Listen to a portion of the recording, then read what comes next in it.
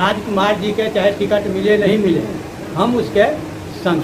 कार्यकर्ता का, भावना का, अलीनगर विधानसभा का, भाजपा का कार्यकर्ता का प्रदेश नेतृत्व कहीं अपमान करेगा तो हम लोग उनके खिलाफ में राजकुमार झा जी को निर्दलीय प्रत्याशी बनाएंगे। टिकट मिले बीजेपी से तो सामान्य बात है, अगर टिकट नहीं मिले इनको तो हम लोग पार्टी से रिजाइन दे करके और राजकुमार जी के साथ हैं। आज जी इस अलीनगर विधानसभा में क्या चीज़ है उसका अनुभव करवा देंगे। मैंने था हमें सिंबल कुछ भी मिले, जीत हमारी है। हर एक चीज़ की कमी, यहाँ पे सड़कों की कमी है, सबसे बड़ी बात शिक्षा की कमी है। मैं भारतीय जनता पार्टी का एक सिद्धांतवादी वोटर और भाजपा युवा मोर्चा मंडल का मंत्री हूँ। फिर भी इस कंडीशन में अगर भारतीय जनता पार्टी इनको टिकट नहीं देती है तो मैं भारतीय जनता पार्टी का बंधुआ मजदूर नहीं हूँ। मैं उस भारतीय जनता पार्टी से इस्तीफा दे करके मैं राजकुमार जी के साथ तन मन धन अर्पण करने के लिए तैयार हूँ। सर हम लोग यदि भारतीय जनता पार्टी इनको टिकट नहीं दिया तभी हम इनका सपोर्ट करेंगे। सर हम लोग वोटर है भारतीय जनता पार्टी के, बंधुआ मजदूर नहीं, और ये बंधुआ मजदूर भी अपने मालिकों को कभी ना कभी छोड़ता है। इस न्यूज के प्रायोजक है Galaxy fashion, Alinagar main market, Ashapur road. Lehenga, चुन्नी, गौन, अनारकली का अनोखा संगम मात्र 300 रुपया से शुरू। शादी विवाह या किसी भी अवसर पर एक बार सेवा का मौका अवश्य दे। अधिक जानकारी के लिए प्रोप्राइटर MD आमिर से 8700562793 पर संपर्क करें। नमस्कार, आप देख रहे हैं DBN न्यूज़ नेटवर्क और मेरे साथ अलीनगर विधानसभा के राजकुमार झा मौजूद हैं। राजकुमार झा के बारे में कहा जाए तो यूं 2015 के विधानसभा चुनाव में भी अपना किस्मत आजमा चुके हैं। वर्ष 2020 में यानी कि आगामी विधानसभा चुनाव में फिर से वो प्रत्याशी के रूप में सामने आ रहे हैं, लेकिन पार्टी क्या होगा, किस पार्टी से वो होंगे, ये अभी बताना थोड़ा मुश्किल होगा। तो आइए सीधे सीधे हमारे बीच, क्योंकि राजकुमार झा स्वयं मौजूद हैं, तो हम सीधे सीधे उनसे बात करते हैं क्या कुछ चल रहा है, किस तरह की राजनीति तैयारी है अभी उनकी। जी, हम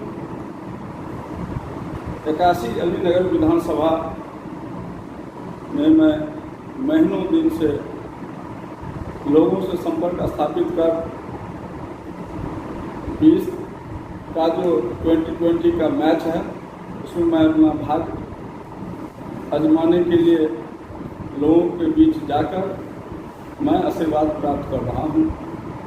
कहने का मतलब ये है कि आप अलीनगर विधानसभा से तैयारी कर रहे हैं। 2015 में भी लड़े थे आप चुनाव, जी। इस बार भी चुनाव लड़ने की तैयारी है। स्थानीय विधायक कितना काम किए हैं, क्या उनके काम से आप खुश नहीं? स्थानीय विधायक कुछ नहीं किए और हमारे संतुष्टि की बात नहीं है। इस क्षेत्र की जो आवाम है, जो समाज है, कोई नहीं उनसे खुश है। कहीं कोई काम नहीं किया और न करने की उनके पास कोई जज्बा और इच्छा शक्ति था। वे चुनाव इस क्षेत्र में दीमक के तरह लोगों को जकड़े हुए हैं।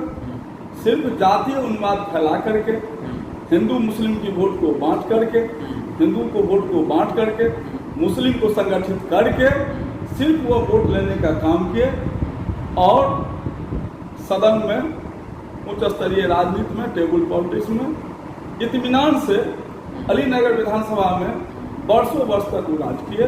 विकास का कोई काम नहीं किए और न करना चाहते। आपका बड़ा आरोप है। निश्चित, मेरा क्या आरोप है, सारे समाज का आरोप है। स्वाभाविक है कि आप कैंडिडेट हैं तो आरोप तो होगा ही। अब सवाल ये उठता है कि आपने आरोप भी लगाया है वोट को लेकर, मुस्लिम हो या फिर हिंदू मुस्लिम की राजनीति हो, इतने दिनों से वो लंबे अंतराल से वो चुनाव जीतते आ रहे हैं। क्या लग रहा है इस बार के समीकरण में कुछ होने वाला है? निश्चित किसी भी हालत में इस बार उनको सदन लोग जाने के नहीं देंगे। लोग मन बना चुके हैं और निश्चित रूप से उनके खिलाफ मानस है और जनमानस वह अंत तक कायम रहेगा। वो सदन जाने वाले इस बार नहीं हैं। अगर राजकुमार झा स्वयं कैंडिडेट हैं तो वो पार्टी क्या होगा उनका? राजकुमार झा वर्षों वर्ष तक जदयू में बने हुए हैं, जदयू में हैं। एनडीए गठबंधन से अगर उनको सिंबल मिलेगा तो प्रत्याशी होंगे। अगर एनडीए उनको नजरअंदाज करते हैं, सिंबल उनको नहीं, तो वैसे स्थिति में हमने लोगों से आशीर्वाद प्राप्त कर चुका हूं। मैं इंडिपेंडेंट, जिस तरह हमने 15 में चुनाव लड़ा था, उस तरह मैं फिर अपनी भाग आजमाने के लिए जनता के बीच जाऊंगा। तो कहीं ना कहीं ये हुआ, आपने निर्णय कर लिया है कि आपको चुनावी मैदान में उतरना ही उतरना है, ये फाइनल कर दिया जी। चाहे आपको पार्टी विशेष, क्योंकि आपने कहा है अभी कि मैं जदयू में था, हूँ और रहूँगा। अब सवाल ये आता है कि एनडीए गठबंधन, तो एनडीए गठबंधन ऐसे में अब तय करेगा कि अलीनगर विधानसभा से किसी चुनाव में उतारेगा। ये तो उन नेताओं का काम है जो वहाँ बैठे हुए हैं, चाहे वो दिल्ली में बैठ करके हो या पटना में बैठ करके हो, वो तय करेंगे चुनावी मैदान में किसे उतारा जाएगा। अगर ऐसे में एनडीए की तरफ से राजकुमार झा को अगर प्रत्याशी नहीं बनाया जाता है तो आप निर्दलीय लड़ेंगे निश्चित। अलीनगर के लिए विजन क्या है आपके पास? अलीनगर के लिए हमने जो है सो अपना उद्देश्य का जो है सो प्रकाशित कर चुका हूं। युवा की बात है, रोजगार की बात है, बाढ़ की अस्थायी की बात है, कुटीर उद्योग धंधा की बात है, पलायन को रोकने की बात है। हम इस सारे कामों पर, बातों पर ध्यान दिए हुए हैं। हमने अपनी घोषणा पत्र प्रकाशित कर चुका हूँ। मैं उसी पर काम करूँगा और मैं उसी आधार पर, उसी काम करने के लिए मैं जनता का आशीर्वाद मैं जाकर के ले रहा हूँ। और मैं निश्चित रूप से, मुझे आशा है कि जनता हमको आशीर्वाद दे चुके हैं। हम आगे बढ़ेंगे तो हम अपने उद्देश्य के हिसाब से क्षेत्र का विकास करेंगे। सामने आपके अब्दुल बारी सिद्दीकी हैं, महागठबंधन से और आरजेडी से कदावर नेता है, वो बड़े नेता माने जाते हैं। सामने आपके होंगे, आप निर्दलीय प्रत्याशी हैं। ऐसे में राजकुमार झा को क्यों चुनेगी पब्लिक? आखिर राजकुमार झा को इसलिए चुनेंगे जो यहाँ क्षेत्र अलीनगर को नेता चाहिए, अपने घर की बेटा चाहिए, इसलिए मुझे चुनेंगे। हाई प्रोफाइल नेता की जरूरत नहीं है, यहाँ वर्कर की जरूरत है, ताकि क्षेत्र का विकास हो और क्षेत्र में बना रहे। जो यहाँ की समस्या है उसको अपनी आंख से देखे और उस पर काम करे, इसलिए राजकुमार झा को चुनेंगे। चलिए, आपने अच्छी बात कहा है कि अलीनगर के बेटा को, अब लोगों को चाहिए कि अलीनगर के बेटा को चुनना चाहिए। सवाल तो आपका बहुत बड़ा है, लेकिन दूसरा ये है कि अलीनगर के विधायक भी अलीनगर के ही बेटा हैं। अब आपने बहुत बड़ा मुद्दा उठाया है, क्योंकि आपने मुद्दा बातों ही बातों में स्थानीय का रख दिया है। अब ऐसे में अगर एनडीए की तरफ से कहीं बाहरी अगर आ जाते हैं तो वैसी परिस्थिति में राजकुमार झा का क्या चांस बनता है? हमको तो निश्चित रूप से हम समझ रहे हैं जो यहाँ राजकुमार झा और अब्दुल बारी सिद्दीकी के ही चुनाव होना है और कोई प्रत्याशी यहाँ नहीं है। और एनडीए गठबंधन कहीं दूसरे जगह सिंबल देने नहीं जा रहे हैं, ये भी हम कंफर्म हैं जी। लेकिन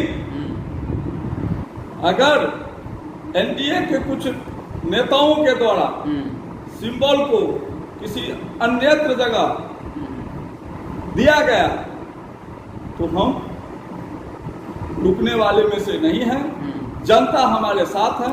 आपने मन बना लिया? निश्चित मन बना लिया और हम अपने पूरी तैयारी कर चुके हैं। सिर्फ मुझे यह देखना है कि मुझे मेरा लड़ाई किससे है, हमसे कौन लड़ाई लड़ने के लिए आ रहे हैं, इसका इंतजार है मुझे।